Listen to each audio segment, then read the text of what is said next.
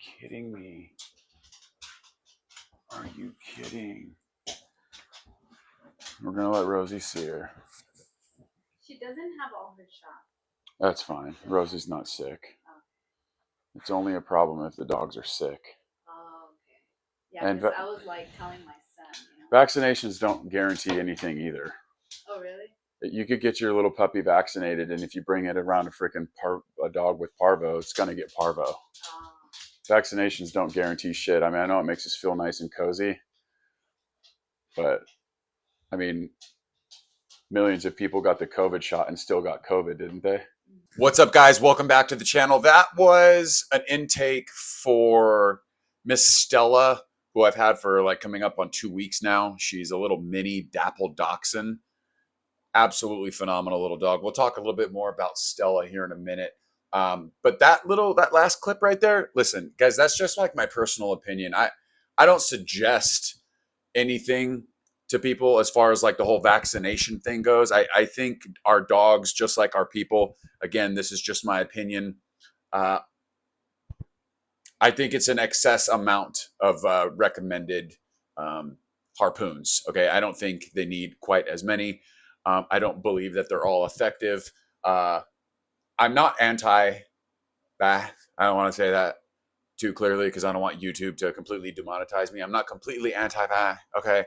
But I'm just saying, yeah, it's a little dodgy to me, all right? I feel like they want to pump them up with too many at once, and it's too harsh on the system. I think if I was going to do it, I would spread them out a little bit.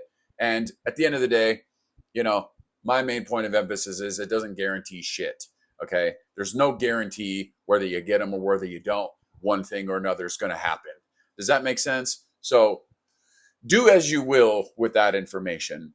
I'm not telling you to do one thing or the next. I just have my opinions on that, and nothing's ever going to change that. Okay, anyway, in this video, yeah, that's the intake. Just wanted to show you guys a little bit of my process. We have conversation, and we go over like what our goals are going to be for she's here for a 6-week puppy raise and train program where I just give little Miss Stella all the positive experiences. And let's get into that. What are we going to do with a 6-week-old, a 4-month-old puppy? Like, what's my program look like for a dog like that? Well, let's just get this out there.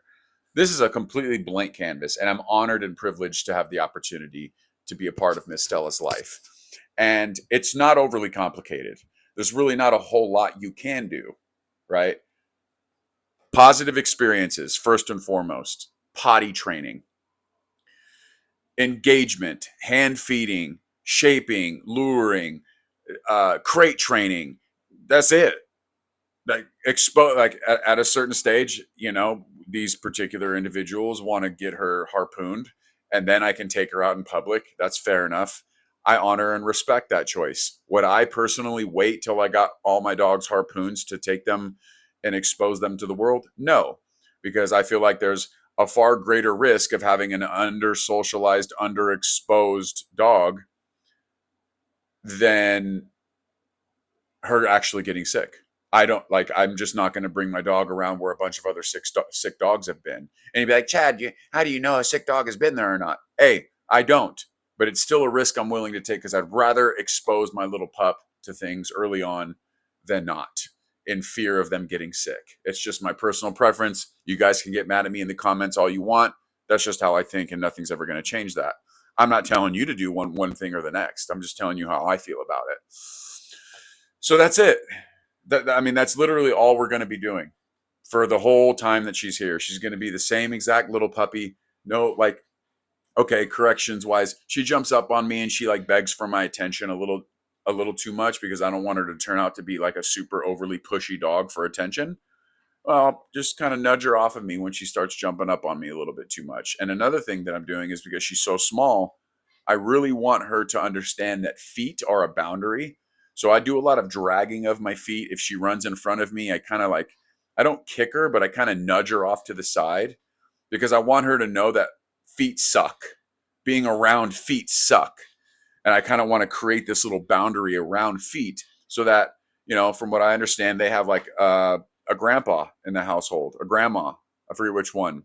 And it's grandma and grandpa may not always like be so like conscious of where the puppy is. And if the little puppy has an understanding that feet are a boundary, maybe that might play into our benefit. Maybe Miss Stella may not get accidentally stepped on because she doesn't go around feet too frequently, because she sees feet, she's like, ah, bad.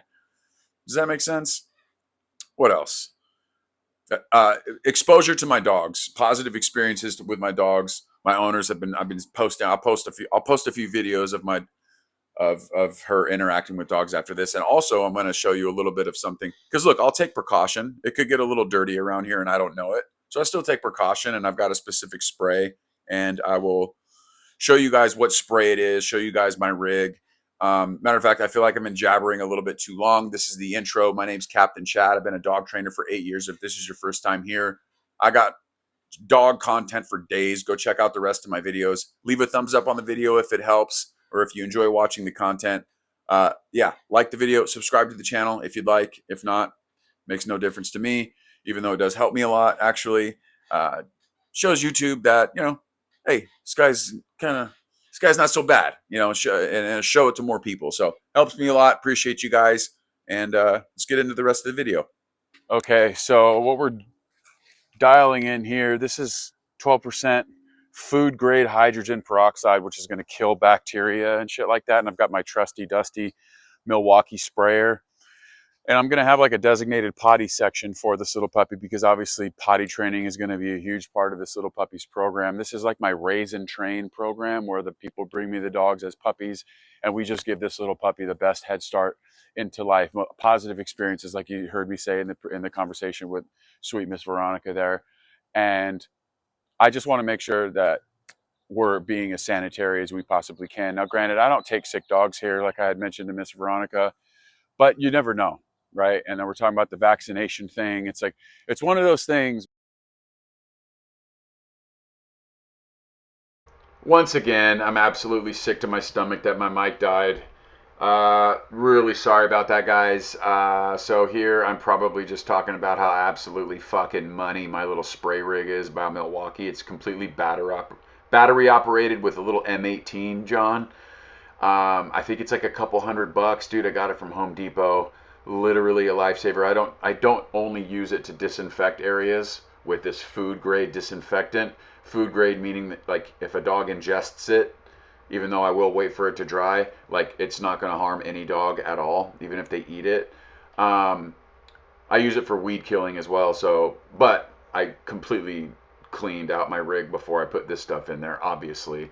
Anyway, I disinfect everything, get everything dialed in. Like I said, you never really know.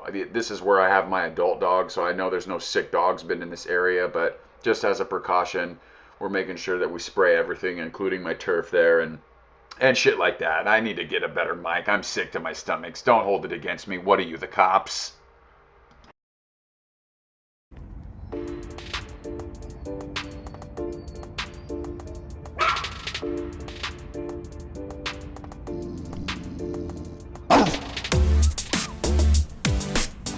Good pee-pee, girl. That's a good pee-pee right there. I appreciate you doing that outside.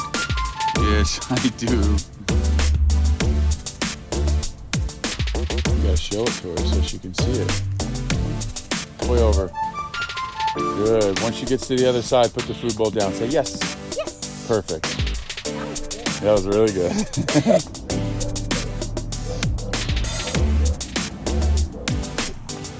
Give her some food. That's good. That's good. Here, while she's eating that.